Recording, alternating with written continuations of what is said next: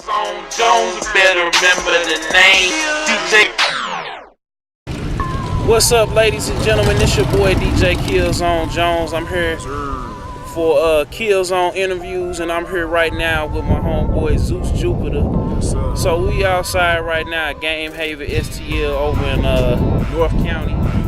So today on this episode, I'm basically gonna ask Zeus a few questions. You know, we're gonna get into his humble beginnings and his his journey through the musical industry and all that good stuff.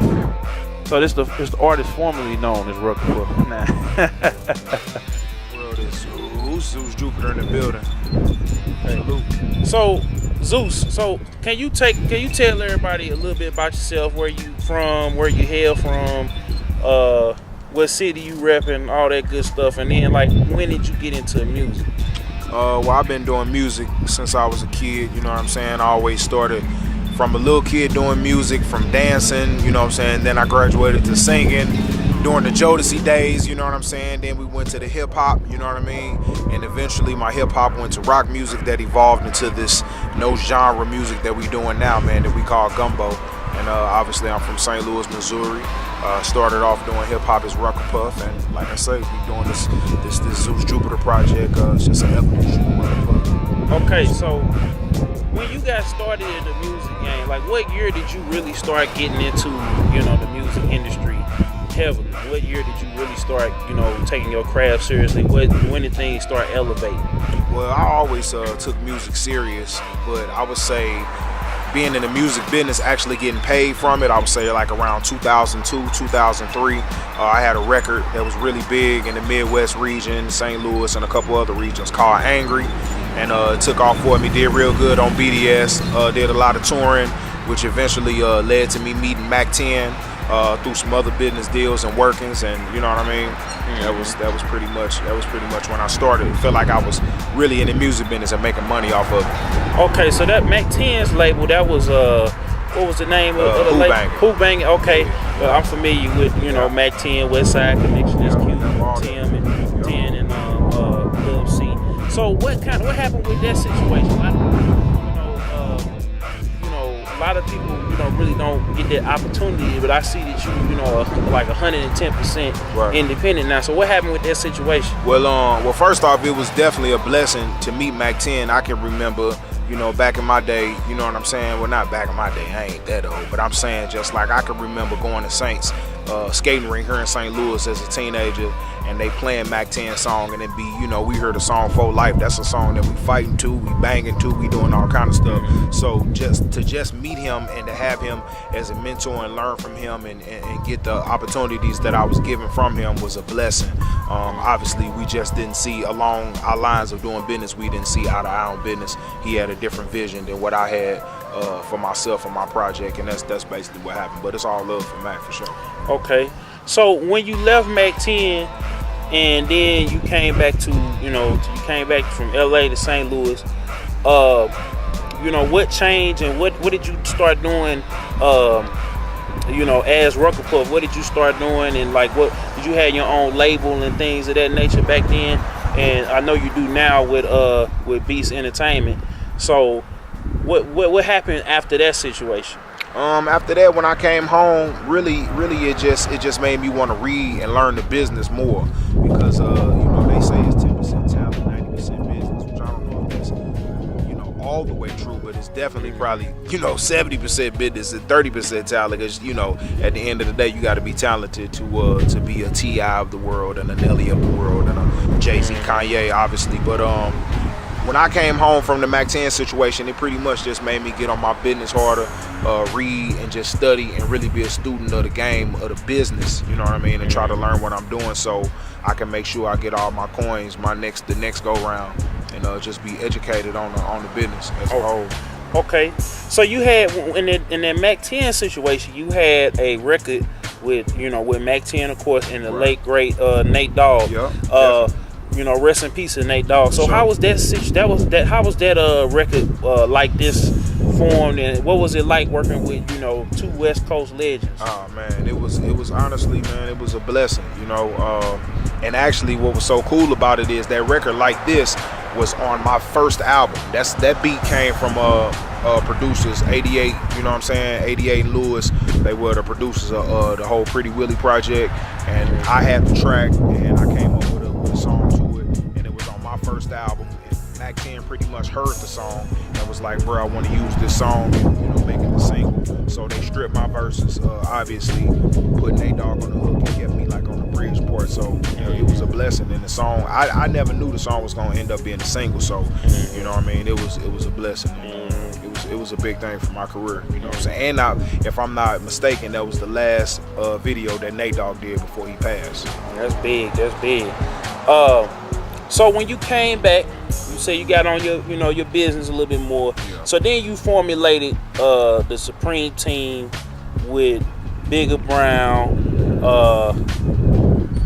Who were the other members in the Supreme team? Oh man, it was a lot, man. It was a lot of members, you know, a lot of still the same friends, a lot of old friends, a lot of people that ain't friends no more. I mean, but it was a lot. It was a big thing here, and we had a movement, and the movement ain't went nowhere. We just evolved the movement. It went from Supreme Team to Black 300, the same way Ruka Puff went to Zeus Jupiter to Rebel Gang. So it's like nothing that I do ever dies. It just evolves. You know what I'm saying? A name is nothing. You know what I mean? It's just all about the evolution. Okay, so when you did Angry, I remember that you did the second single was Hot Dog, which was like the biggest. Everybody that I ever run into and we ever talk about Ruka Puff, they talk about Angry or Hot Dog. But then crazy. You came with, just a couple years ago, you came with Turkey and Ham. That, like, I heard that song, I went out of town to Boston. Straight up. And I was at PAX East. I walked past a pub that was open, and the DJ was playing Turkey Ham. So I had to stop, and I turned around, to the person that I was with. We both look at each other, and she was from St. Louis. Okay. And we were just sitting there, we was just cracking up because we were like, all the people they were dancing. That's crazy. But I don't think that they knew who it was. Then the DJ cut it. But he still played it, you know what I'm saying? Yeah, and I didn't see who it was because we was on the move doing different things and of that nature. But tell the viewers how that record came about, how it ended up being a club smash. Then you had the remix with everybody from the Midwest on there. Yeah, for sure. Shout out, salute to Chingy, he was on there. Louisiana Cash was on the remix. We had a couple more people. Joker did a version. Coco, artist from St. Louis. But really, Turkey Ham, man, really the record just really came from me just having fun. And obviously, my parents, you know what I'm saying, we all joke about it because turkey ham is like my favorite lunch meat to eat. A lot of people didn't even know that turkey ham existed, but it does. It's basically like eating ground turkey or, something like that. It's just turkey ham is basically like, I guess it's cured as ham, but it's turkey, it's not pork. So that's how the song came about, you know what I mean?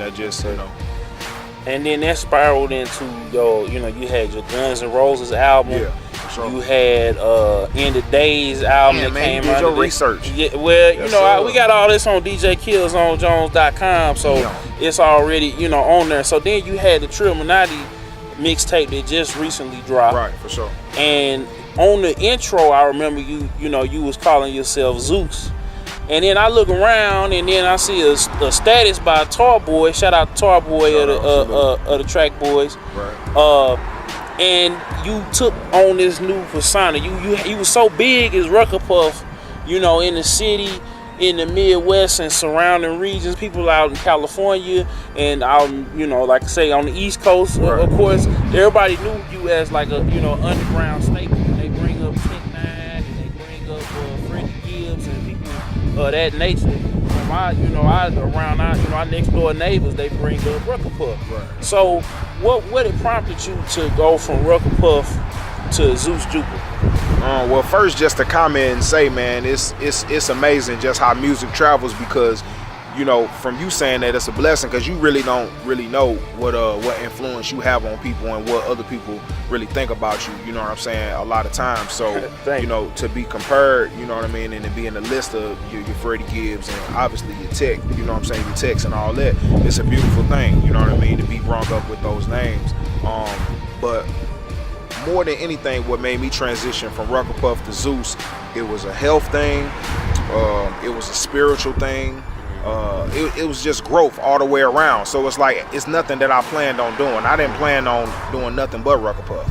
And you know what I mean? So it's not like something that I copped out to do because I'm like, oh, this ain't working and that ain't working. I feel blessed. I ain't never stopped touring as Ruka Puff. I actually have one last tour that I'm doing in August. And we're gonna do a lot of regions. But you know, just it's like, man, like I said, when you change a lot of things in your life, you know what I'm saying? If your music is authentic, your music kind of change with your life. Yeah. So, as an artist, when you do that, you grow up as an artist. You know? So, right. So I mean, it's almost like, you know what I'm saying, the beginning Jordan, you know what I'm saying, play different than the Jordan 10 years later. You know what I'm saying? It don't mean he might have been quicker at the beginning Jordan, but when he gets to the Jordan that's 10 years later, you know what I'm saying? That everybody remembers. Yeah, that Jordan, he just might be doing that jumper instead, and that jumper might hit. So, you know, that's kind of like what I did with my music. My life changed, and my spirit changed, and my health changed, and the music just kind of changed with it. Speaking of the health, I remember you being a big guy.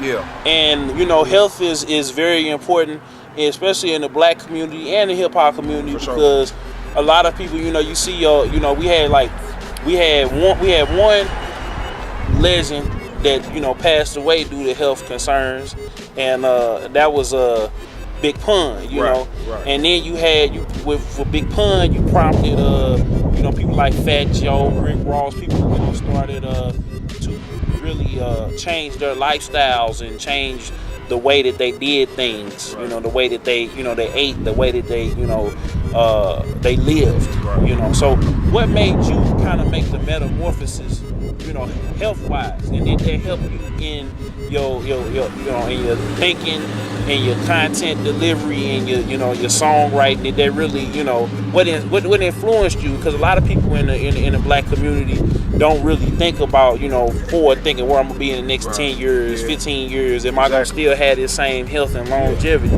For sure. Well, one of the main primary reasons was my dad, you know what I'm saying, was going through health issues due to weight, you know what I mean? And that really inspired me more than anything. I was like, I gotta lose this weight because I got, you know, daughters, and, you know, when they get older, I want to be able to run around with them and, you know what I'm saying, do the same thing, you know what I mean? When they get older and they get my age, I want to be able to play with grandbabies long away from time from now. And, you know, that was really the main thing that made me change my health. And then obviously it definitely changes, in my opinion, it definitely changed your thought and the way you think and the way you focus, because my opinion is losing weight has got to be one of the hardest things you can do. That got to be like definitely the hardest thing you can do, because it's easy to go to McDonald's and get a 99-cent burger, especially if you got $3-4 in your pocket and you ain't got, you know what I'm saying, much money, because eating healthy is expensive. Yes, it is. You know what I mean? I'll tell you that firsthand. Yeah, for sure. So it's definitely hard to do it. And, you know, basically going back to the point, if you can do that and you can lose weight and you can stay on that path to being healthy, man, you got to be really mentally tough. So for me to lose 100 pounds, you know what I'm saying, I feel like nothing can stop me. I can do anything. You know what I mean? Okay. So, you know, speaking of family, you also have a daughter who's in the music industry, and that would be T Sky. What's going on with T Sky? Before we get into what all of the next project that you got, what's going on with T Sky? Oh man, it's on the popping. Y'all look out, man. Keep your eyes peeled. T Sky's coming. She got a crazy single finna shake the city up. It's called Petty. Produced by T-Rex, you know what I mean? It's a crazy record. We're gonna do some crazy remixes, and you know, it's gonna show her growth and maturity, you know what I'm saying? Obviously she's still 13, so it ain't gonna be nothing, she ain't speaking on nothing negative, or she ain't gonna be doing no cussing or nothing like that, but the record is turned, man. It's all the way turned. So I think the city is gonna love it, and it's gonna be something that's gonna introduce her to the city, you know what I'm saying, now as she's getting older, a more mature T Sky. Okay. And I remember I saw y'all perform at your, you know, last year you invited me out to the Monsters of Midwest Music Conference. Right. Are you gonna keep the Monsters of Midwest Music Conference going, or are you gonna change it to a different thing? Because I think that conference is very, very important. You brought out people from Maybach Music. You brought out people from, you know, the city. Tarboy, of course, the legendary DJ AJ, and DJ 618, and many other people. You know, you got Jesse James from Midwest Mixtapes, and a lot of different people came through. You know, I think that was very, very important, especially in my, you know, it kind of affirmed the things that I kind of do as far as artist etiquette and how to contact and reach out to people, because it's what I do on DJKillzownJones.com and RealGamingNews.com. Right. So are you got any future plans for it? Because I know you normally have it in the summer, and I wanted to hear from you first about, you know, what's the lineup, what's the plans and everything for it. Well, we actually did it this year, and we did evolve that also. Now it's called the Mid-Central Music Conference. We held it back in Omaha back in July. Well, this month in July, earlier this month, and it was incredible out there in Omaha. We're gonna bring it back to the city next year. What I'm gonna try to do, if I can get a lot more support, we're gonna try to do a couple different ones, because, you know, do one here and Omaha, and possibly Denver, because Denver, Colorado wanted up there. So it's just a blessing, man, to try to bring some different things to the table where I can, you know what I'm saying, try to expand people's careers and stuff like this. So the music conference, to answer your question, is definitely coming back. We just took it to Omaha this year along with my partner Jimmy Hooligan, real popular indie artist up there, and it was a success. So we're gonna bring it back to Omaha. We're gonna bring it back here, and with the support of Killzown and everybody else, we're gonna, you know, try to see if we can do about 3 of them. Okay. All right. So now on to the, you know, to the Zeus Jupiter project. Can you tell everybody? I know you're working with Tarboy on the project. What's the name of the project? You got 2 videos that it came out already. Let It Go and Do Angels Bleed. And can you tell us, before we get into the project though, can you tell us about the records? Like, how did those records come together? When you decided to go with the Zeus Jupiter moniker, what, you know, prompted you, you know, to make those 2 records? I think they're very, very big records, and and people, people wasn't expecting. I wasn't expecting. Yeah, so I know. Me either. Yeah. Well, the 2 records we got on there is Do Angels Bleed and Light It Up. But this is probably the most organic project I've ever done in my life. We sat down, me and Tar did a lot of the records, man. It was just based on what we was feeling that day. You know what I mean? If we was if your home life was emotional, then the records was emotional. If we felt like having a party and everybody was turned, the record was turned. You know what I mean? So the music is really from the soul, and it was really based on emotion. That's no lie. It was, you know, 100% authentic. Okay. So what's the name of the project, bro? The name, I can't release the name yet, because we still kind of juggling between what we want to call it. You know what I mean? But it's gonna be dope. So y'all can know that it is gonna be dope. Okay. So, brother, can you tell us about, you know, some of the highlights of, you know, your career, and, you know, the like what was your favorite experience in your, you know, let me see here, you know, your music career? What was some of the big things that happened for you? Obviously, you said, you know, Mac 10 being signed to him and being in LA, working with him. You know, what was some of the big, you know, the big highlights of your music career so far, Zeus? Well, as Ruka Puff, I would say some of the highlights was being in New York City, and Wyclef being like all the way across the street and running all the way across the street to ask me if I was an artist. I thought that was real dope. Like, you know, Wyclef Jean, yeah, he was just all the way on the other block, and he ran all the way to the other block where I was standing there, and I guess it was my persona or the way I was dressed, and he was like, "Yo, you rhyme, son?" And I'm like, yeah, I rap. My name Ruka Puff. So that was one. Another one was I got a fan of mine by the name of Emily, and she lives in the town in Illinois. I can't recollect what the town is, but you know, she came all the way down to St. Louis to one of my shows to see me perform, and you know, when she had a chance to meet me, she was trembling and she was crying, and I thought that was real cool, man, because I don't look at myself to be, you know what I'm saying, nobody like that. I ain't Usher, so but for, you know, to know that people support my music like that, and you know, they said she watched the movie. She said she watched the movie Grind or Die every day, and that was cool, man, and that was cool to me.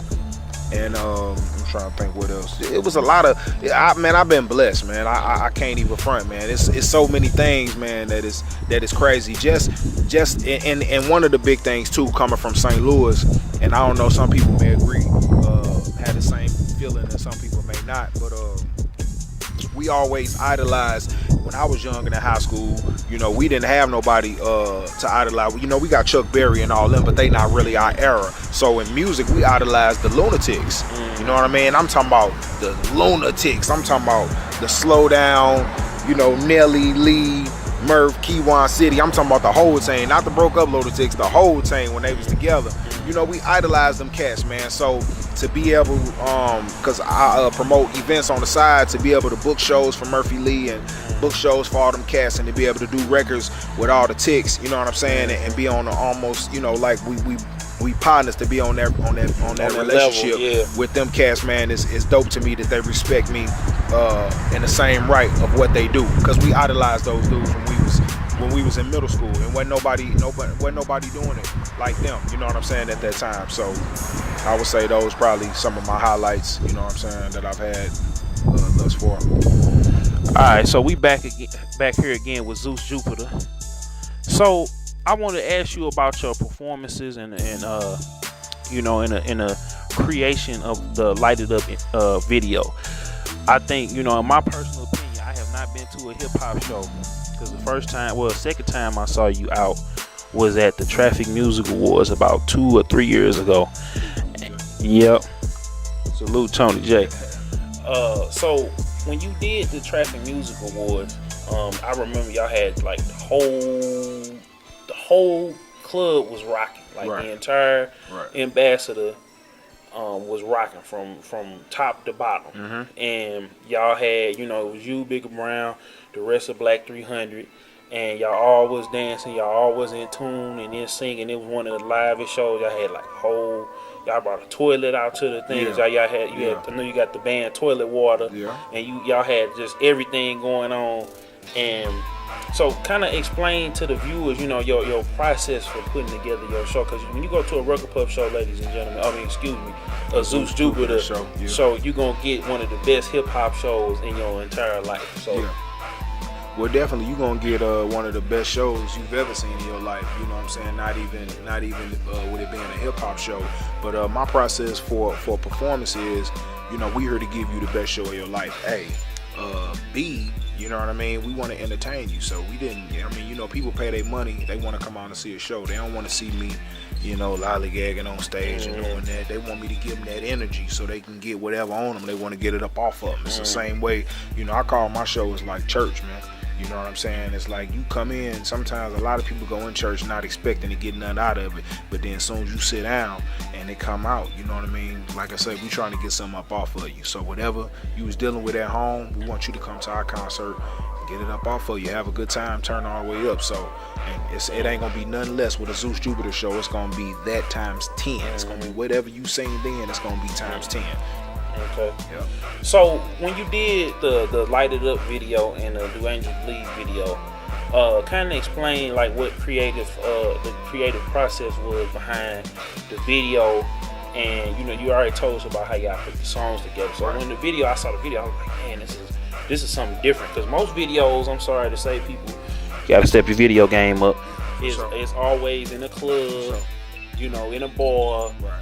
You know, out on the car lot, throwing some money, girls dancing. This video is all the way different. So well, first off, salute to Carl for shooting. Carl shot Do Angels Bleed, and Carl and Matthew Scott shot the Lighted Up video, and it was edited. The second video, Lighted Up, was edited by my guy, you know what I'm saying, M. Dot. He did the editing for the video. So salute to those cats first off. And the thought process was really my team and I just sitting down and just trying to come with something different, man. Just taking the records, dissecting the records, and really just trying to come with some big ideas and give people visuals that they would enjoy and also be entertained by. Okay.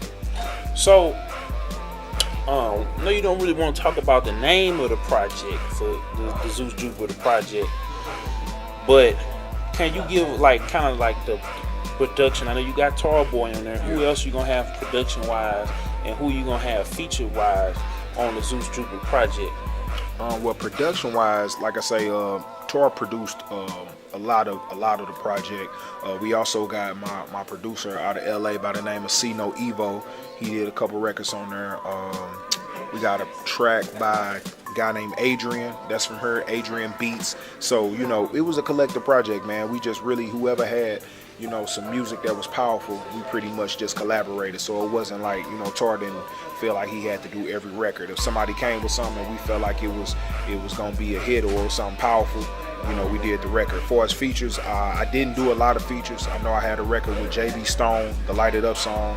I have a record with Rockwell Knuckles, that's her from St. Louis, and it's really dope. Y'all gonna really enjoy that. But the features are really slim on this, man. We wanted to present this first album for it to be, you know, people just really get a chance to know me. So you mentioned earlier about the farewell Ruka Puff tour and the introduction to Zeus Jupiter tour. When is that tour? You say it's kicking off in August. Where is, you know, who is gonna be on the tour? Is it just you and the Black 300 crew, or, you know, who else you gonna have on the tour? Well, the tour we doing in August is called the Endangered Species Tour. It's featuring myself, obviously, Black 300, my brother Jimmy Hooligan out of Omaha. He's gonna be on the tour. A cat from Kansas by the name of Red from the SO All Stars. He's gonna be on the tour. And I don't want to call it a farewell tour. It's not really a farewell tour. It's just a transitional tour. It's the last tour that I already had booked that I had to do. You know what I mean? And, you know, we'll be doing the Zeus Jupiter tour. We'll be starting in October. You know what I'm saying? Right now we just rehearsing hard so we can give y'all the best show possible, getting the band tight, getting the background singers tight, you know, getting the fireworks tight, getting the clothes tight, getting everything, you know, ready. So you looking fresh right now. Well, you know, so I try to keep it, you know, I try to keep it pimpin'. Salute to the stylist, you know what I'm saying? B Monique. Look out for our clothing line also coming. It's called the Rebel Waters Collection. Y'all gonna be able to get that real soon. And like I say, man, we just working. It's a different process for me because, you know, in the past, I'm always used to, like, I'm a dreamer, man. I go to bed at night, and if I wake up and say I wanna, you know, shoot a movie, I shoot a movie. You know what I mean? But and there's nothing wrong with that. So to people that's listening and watching, you know what I mean, if you at home and there's something you want to do, you should get up and do it. But I think it takes you to have that team in order to make it successful and make it kind of move forward. The team is everything. And like I say, I just feel like for a long time as Ruka Puff, I've been LeBron with the Cleveland Cavaliers. The first time he was with the Cavaliers, it's like, you know, I won a bunch of playoff games, but I never got a chance to get a title. So, you know, kind of took the talents of South Beach real quick and give me a title, and then maybe I go back to Cleveland. I don't know what's gonna happen. You know what I'm saying? So. Okay. So we back once again. Zeus. Yep. We're with Zeus Jupiter. And so I kind of just, before we wrap it up, anybody you got, you know, any shout outs, anything to do, you know, anybody you wanted to say thank you to, shout out to, or whatever before we get out of here? Yeah, I just want to salute my mom and my daddy for making me. I want to salute God, obviously, man, for just putting me in this position. You know what I'm saying? Where, you know, I'm making music now that's here to inspire. And it's not gospel music, so that's not what I'm saying. But these records that we made are powerful records. You know what I'm saying? And I feel like the records gonna motivate, they gonna inspire, and they gonna give people that energy to be like, man, can't nothing stop me. I'm finna go get it. You know what I'm saying? And we just want to lead people to positivity, man, and building, and we ain't trying to tear them down. So shout out to anybody, man, that's out here working hard to feed their family. Salute to everybody that helped me, you know what I'm saying, that from the start, you know what I mean, from, you know what I'm saying, you know, and y'all know who y'all are. And like I say, man, this Zeus Jupiter project is gonna be crazy. You know what I'm saying? Y'all go, you know, check out Do Angels Bleed if y'all haven't on YouTube. Check out the video Light It Up. Both records are produced by Tarboy. I'm Zeus Jupiter Live on Instagram, Zeus Jupiter Live on Twitter. Hit me on Facebook, Zeus Jupiter. And like I say, man, we coming, man. We coming. Okay.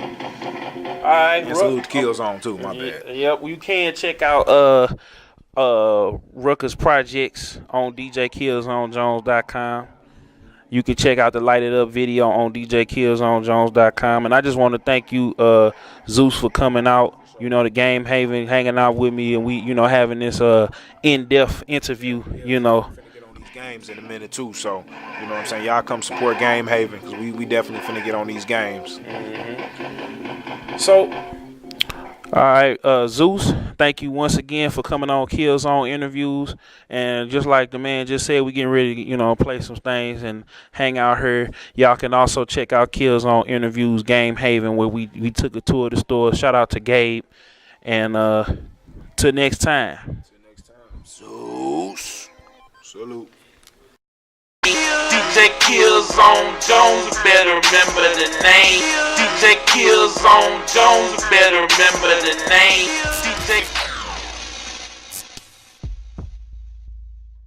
Real gamer news.